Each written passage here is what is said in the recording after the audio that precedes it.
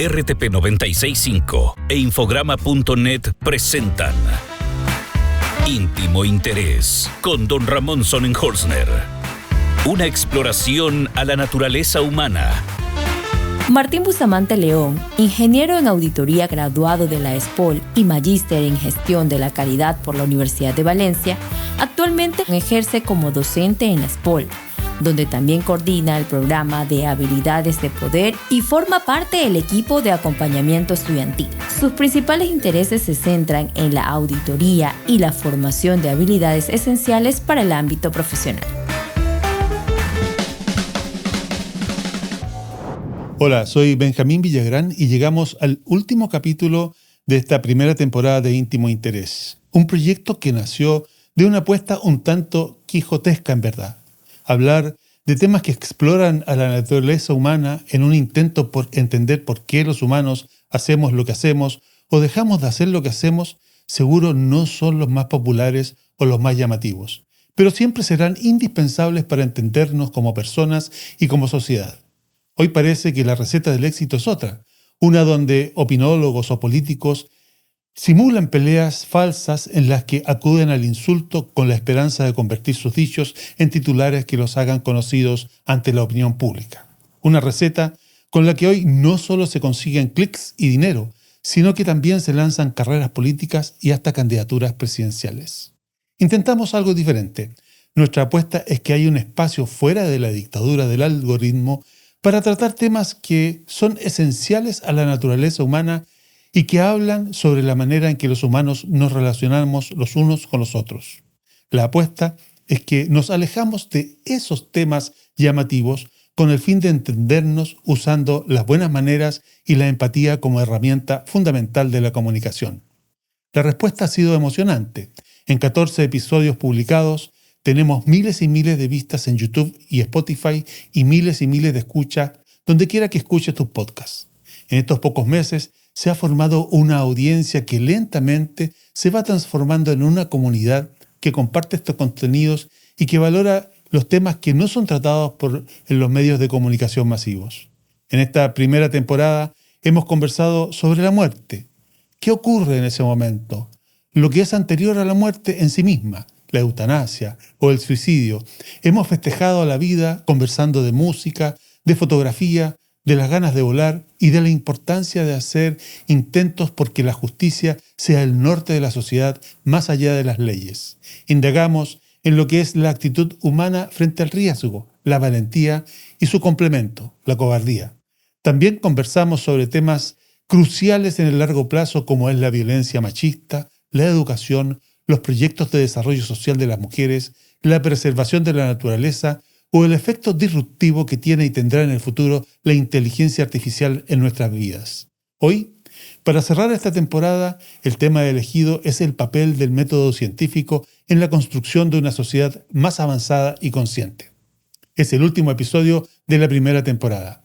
Este camino continúa en el próximo mes de mayo con el íntimo interés de Don Ramón Sonnenholzner y con quienes nos ayudan a descubrir la naturaleza humana, sus invitados.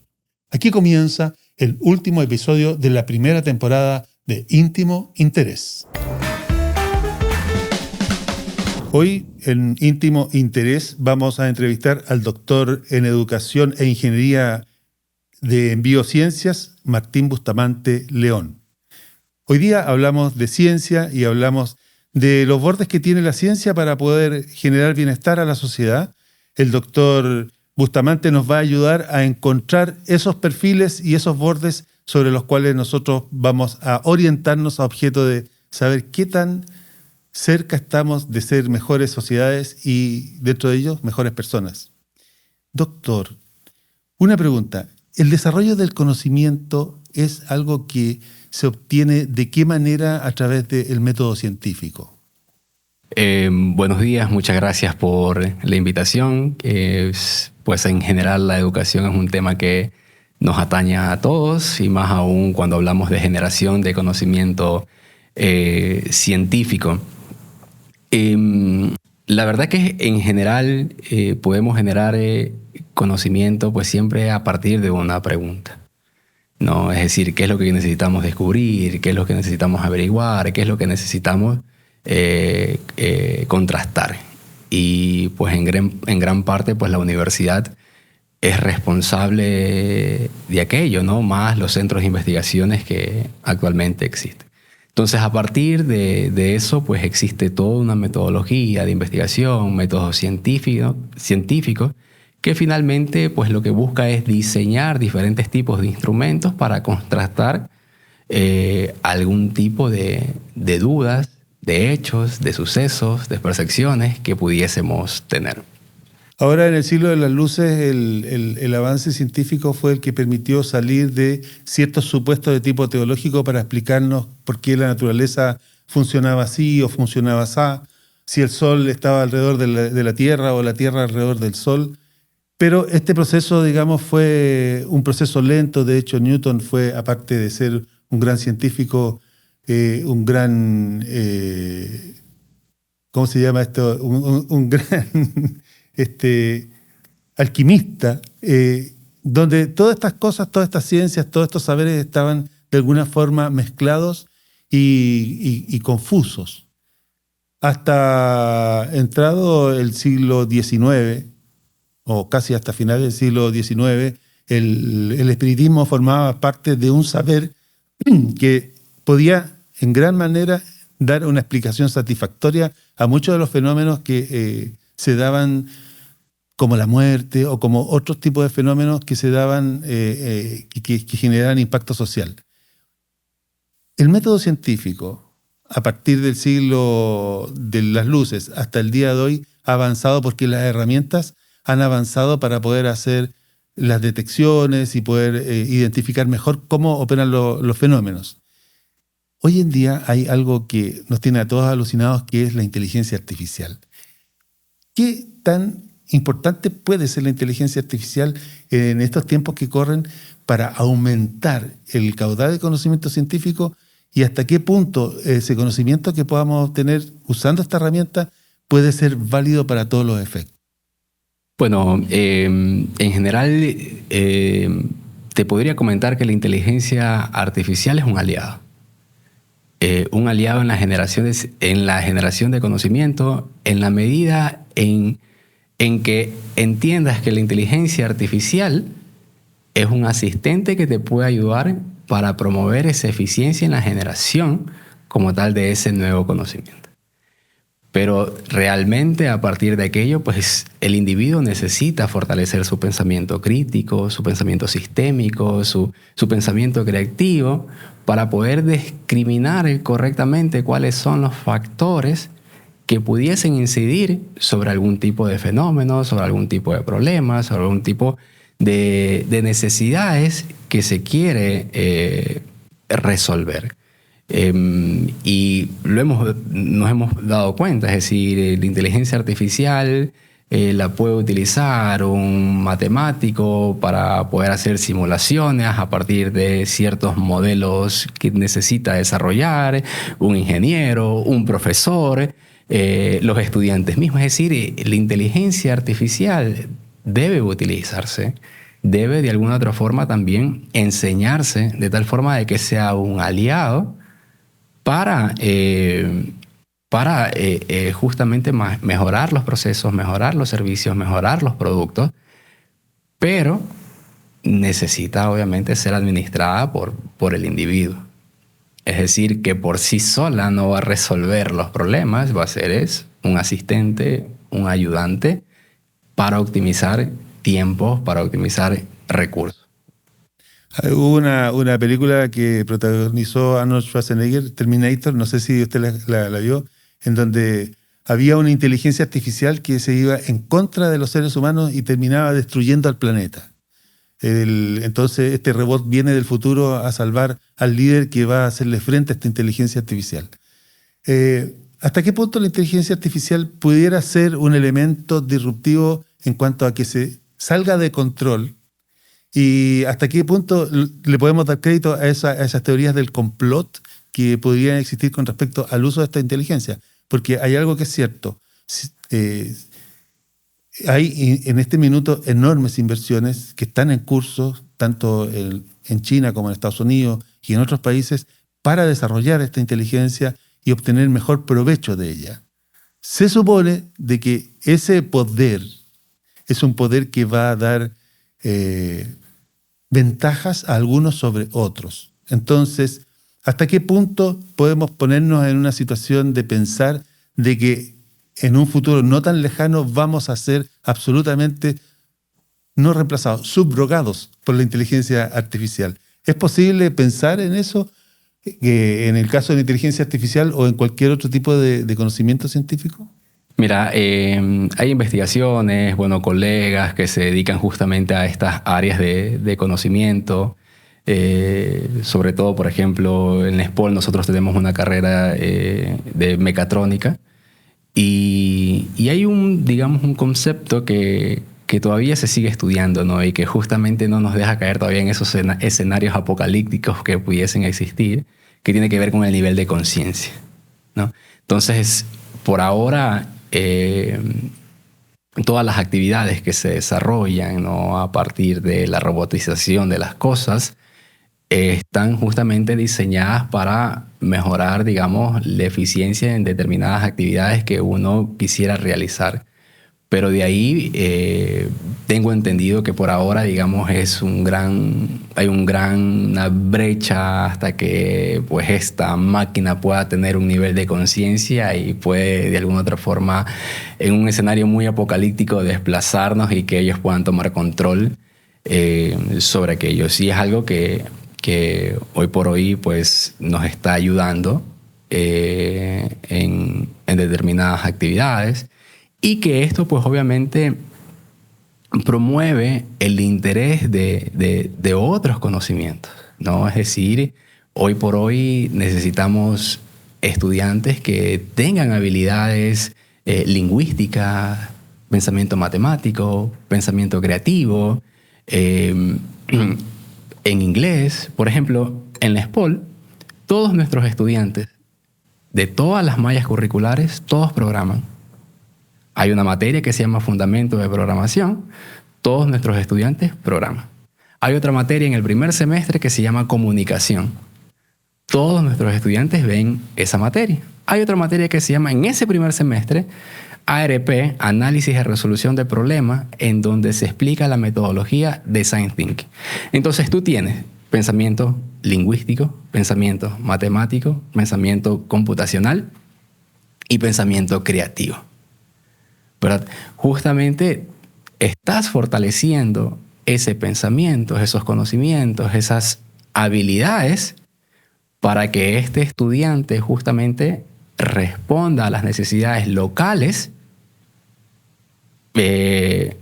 globales, mundiales, regionales, y pueda ser ese líder que nosotros visionamos que pueda transformar su entorno. Entonces creo que es importante ese rol de la educación, de la academia, en justamente todas estas necesidades, como tú lo mencionas, de inteligencia artificial, que pueda tener esas habilidades de una forma transversal.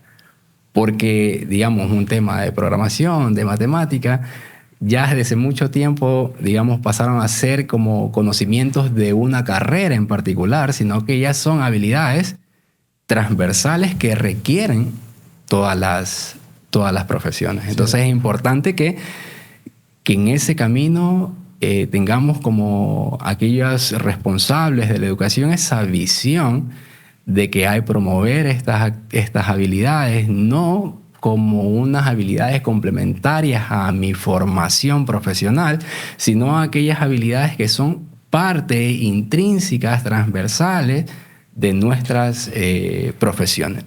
Y la universidad, no, sin hablar de una institución en particular, sino que el concepto de universidad en nuestros países latinoamericanos, ¿qué tal están con respecto a la promoción de la investigación científica?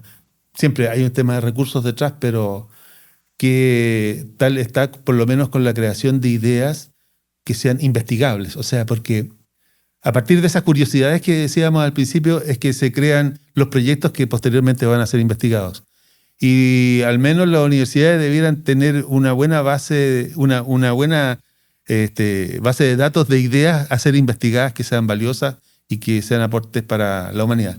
¿Cómo está la Universidad Latinoamericana, sin puntualizar, con respecto a esto? ¿Es realmente un sostén de la investigación científica o estamos muy atrás? Bueno, yo creo que siempre, digamos, va a depender de las áreas de conocimientos en las que estés abordando. Pero si quieres como una respuesta muy general, sí. ¿no? Yo te podría decir que estamos en un crecimiento bastante importante, digamos, desde el punto de vista latinoamericano, ¿verdad? Si yo te digo que es un poco el tema de la producción científica a nivel de agua, que es mi tema que te decía inicialmente, antes de empezar el programa, pues digamos a partir del 2010 hay un incremento en la investigación científica en temas de recursos hídricos, y no solamente en la generación per se de ese conocimiento, sino también en la educación de ese conocimiento, ¿no? Porque digamos que hay dos perspectivas, ¿no? La generación de ese conocimiento científico en la que tú descubres algo nuevo y que tiene un impacto, pero luego ese conocimiento debe ir a la aula para que el resto, pues obviamente, tenga interiorizado. Entonces, creo que estamos en un buen camino. A nivel latinoamericano hemos crecido nuestra producción científica, pero, digamos, como todos los sectores, pues requiere ser potenciada, requiere ser fortalecida, requiere obviamente de recursos y de alguna otra forma también para ir generando capacidades. De hecho, por ejemplo, en la SPOL, la mirada de las autoridades institucionales se basa en el hecho de poder crear una investigación que inspire a la acción. Es decir, no una investigación que solamente quede en el Olimpo y que quizás el investigador que generó esa investigación y el revisor de esa investigación fueron los únicos que leyeron ese documento, sino más bien que se vea visualizada en los proyectos de vinculación, en los proyectos que tenemos con la industria, en los proyectos que tenemos con la sociedad, de tal forma de que justamente la educación sea ese gran motor de transformación en la sociedad. O sea, lo que te entiendo es de que está la investigación, pero falta generar los impactos para que la sociedad se mueva a partir de estos nuevos conocimientos. Es que mira, de hecho, si tú evalúas, digamos, si eres como bien analítico sobre cuál es el rol de la educación en la sociedad, hay que verlo con distintas perspectivas.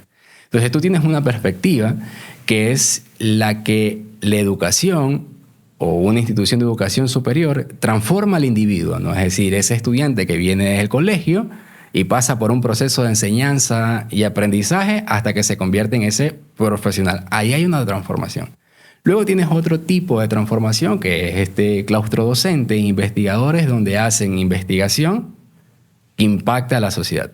Y finalmente, si quieres evaluar algo mucho más longitudinal, que al final del día es un poco lo que buscamos, es que este profesional transforme su entorno, ¿no? Entonces, desde esas tres perspectivas, nosotros tenemos que como que evaluar cuál es, de alguna u otra forma, el rol de la educación en el impacto hacia la sociedad.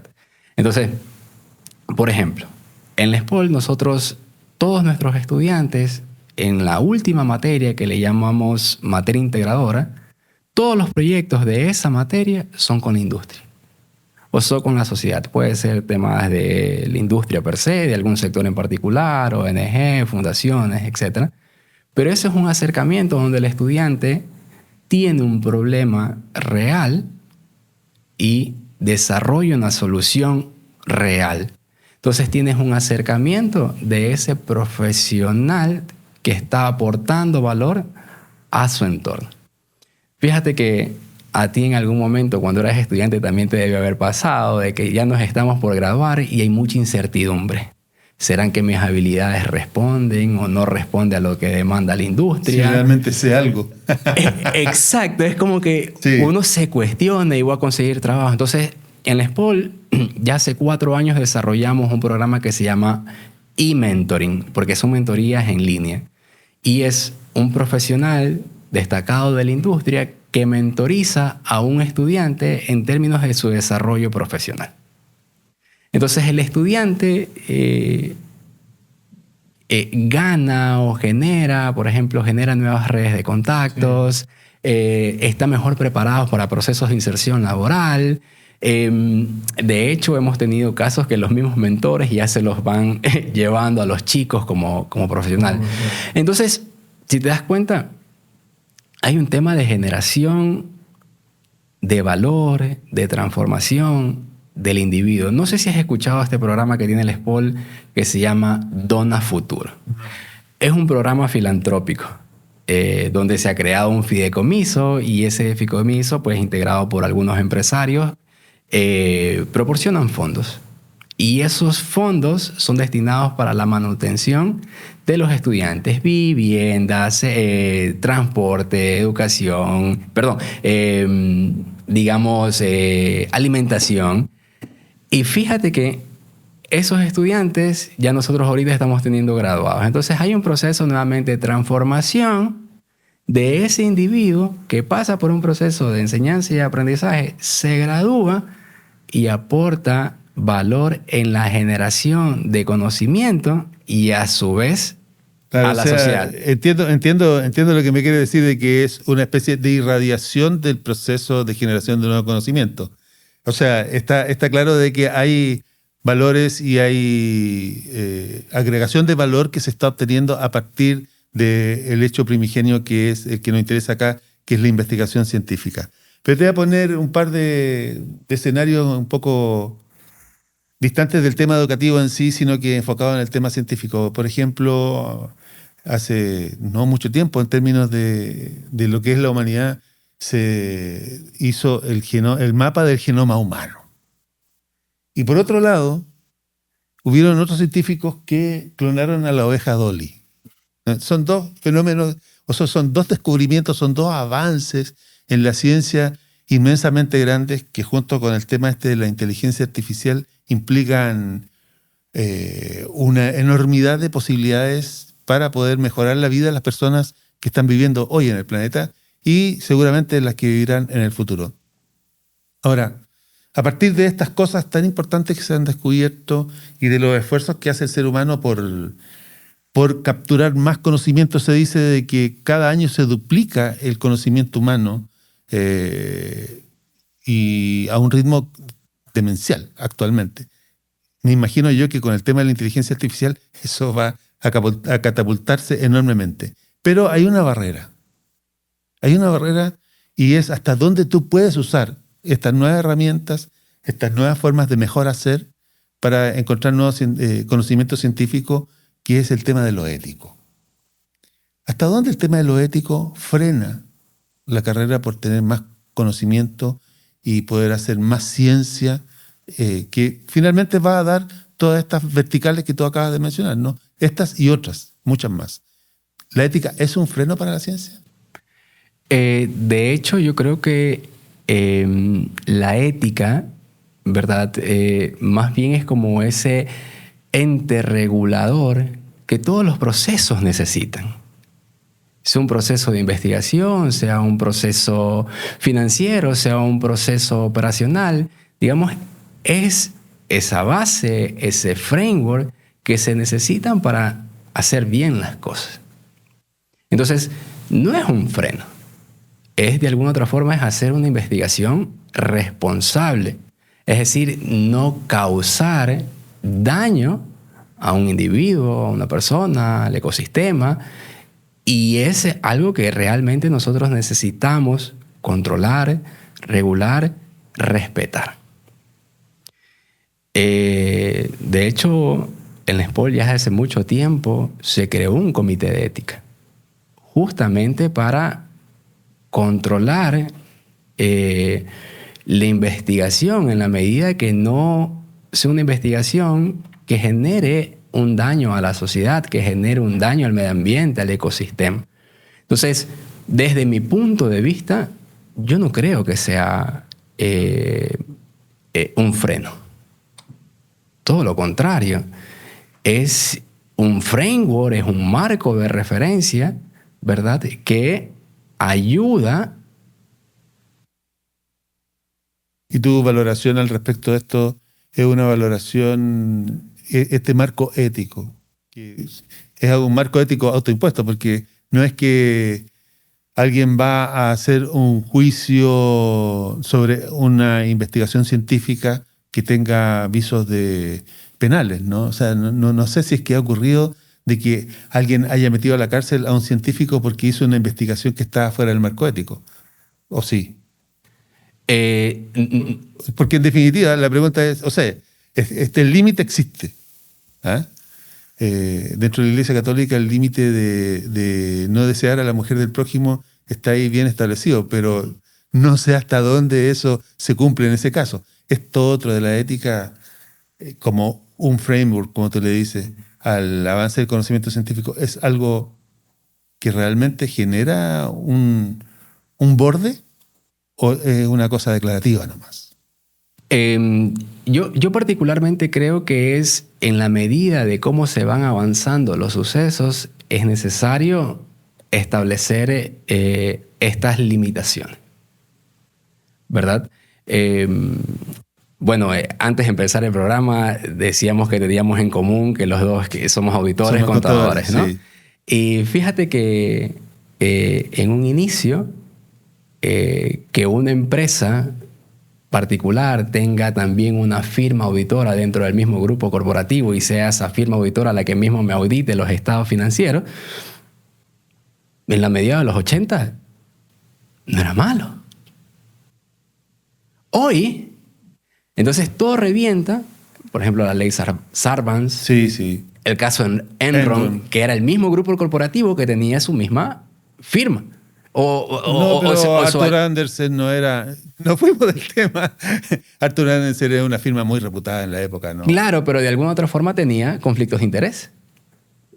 Entonces, lo que te trato de decir es que en esa época... La ley Sarbanes trata de corregir eso, pero... Exacto. Entonces, es un tema contable. No, pero ¿a dónde voy? Es que en ese momento era normal. Luego aparece la ley Sarbanes. Sarbanes-Oakley. Exacto. Luego aparecen las normas internacionales de información financiera. Aparecieron, bueno, antes de las normas internacionales de información financiera aparecieron el tema de el COSO, el marco integrado COSO, ¿no? Lo que te trato de decir es que la ética, ¿verdad?, va en función de cómo van los avances, ¿verdad? Por eso siempre se habla de que la moral... La regulación ética, tú me quieres decir que la regulación ética se va imponiendo en la medida que vamos rompiendo la buena intención. De alguna u otra forma, digamos que actualmente es como que yo te diga, el estudiante, ¿es ético que utilice ChatGPT o inteligencia artificial? ¿Tú qué me eres? Sí. No le veo yo problema porque tiene que usar algo para poder maximizar su fuente de retroalimentación. Correcto. Entonces, no lo veo mal, digamos. Correcto. Entonces, bajo ese enfoque, tú dices, está bien, pero si lo utiliza para identificar preguntas, para identificar respuestas sobre sobre una lección y hacer un tema digamos, ilegal de forma académica, no está bien. Entonces, el tema es cuál es el framework que lo regula. ¿Verdad? Entonces tú dices, yo voy a utilizar la inteligencia artificial, ¿bajo qué?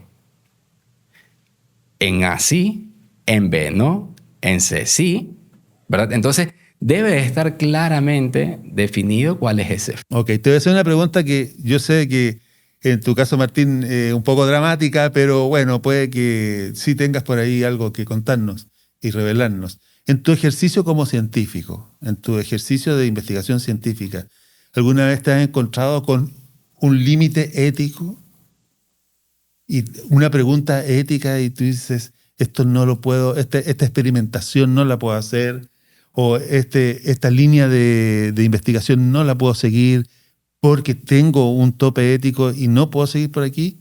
¿O no te has encontrado tú en lo personal nunca con eso? Yo creo que en general todos en la vida nos encontramos con dilemas éticos. Pero yo te digo en el tema científico. Y en el tema científico también vas a encontrarte, ¿verdad? Lo que yo creo es cuál es tu capacidad como individuo de seleccionar cuál es la mejor alternativa como un dilema ético. Parte de ese dilema. ¿Un científico aguanta un cañonazo de $1 millón? Yo pensaría, si me lo preguntas a mí, primero está el deber ser mío como profesor, como investigador, ¿verdad? Ahora, ¿qué te quiero decir? De que quizás lo que yo decida no necesariamente sea lo ideal. Me explico, porque quizás tú eres científica y tú necesitas ese dinero, no voy a poner tú, de otra persona. Y quizás yo sí. No, escucha, y quizás tienes otra persona y esa persona probablemente tiene a su mamá enferma con cáncer y necesita ese dinero y le están pidiendo que haga un tipo de investigación que quizás pudiese tener una afectación a una comunidad, a algún sector. Y esa persona finalmente dice, lo tomé porque quise salvar la vida de mi mamá. Entonces lo que te quiero decir es que es defendible desde la conciencia de cada individuo. Por lo tanto, debe de haber, por supuesto, un código de ética en las instituciones, un comité de ética que regule ese marco de actuación del individuo. Y creo que eso es importante para delimitar qué opciones tiene ante posibles escenarios. De ahí que tú puedas controlar 100% la actuación de cada individuo es difícil.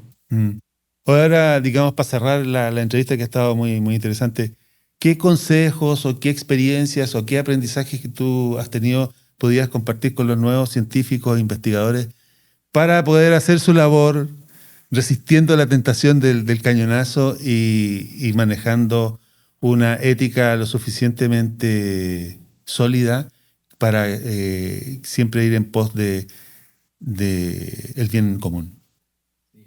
Una de mis recomendaciones cuando se inicia en este campo es que hay que ser persistente. Quizás un buen adjetivo que nos caracteriza a los investigadores es de resiliencia, ¿no? Esa capacidad de sobreponerse a las cosas, porque identificar cuál es el estado del arte o qué cosas hay una oportunidad no es fácil y requiere de algunos skills, ¿no? Y sobre ello, pues, importante seguir adelante, pero siempre motivado sobre cuál es ese propósito superior que él tiene, ¿no? Si de aquí a mañana tu propósito superior es transformar las habilidades técnicas de los operadores del agua para una producción de agua mucho más sostenible, ese es tu propósito superior y no debería ser contaminado por quizás ciertos sectores que no les interesa ahondar ahí. Entonces, creo que es importante que esa producción científica esté dentro de un framework ético y que al final del día sirva para crear valor, sirva para transformar el entorno, que en este caso es nuestra sociedad. Muchas gracias. Bueno, ese es nuestro íntimo interés del día de hoy con el doctor Martín Bustamante León, doctor en Educación e Ingeniería en Biociencias. Muchas gracias, Martín. Muchas gracias por la invitación.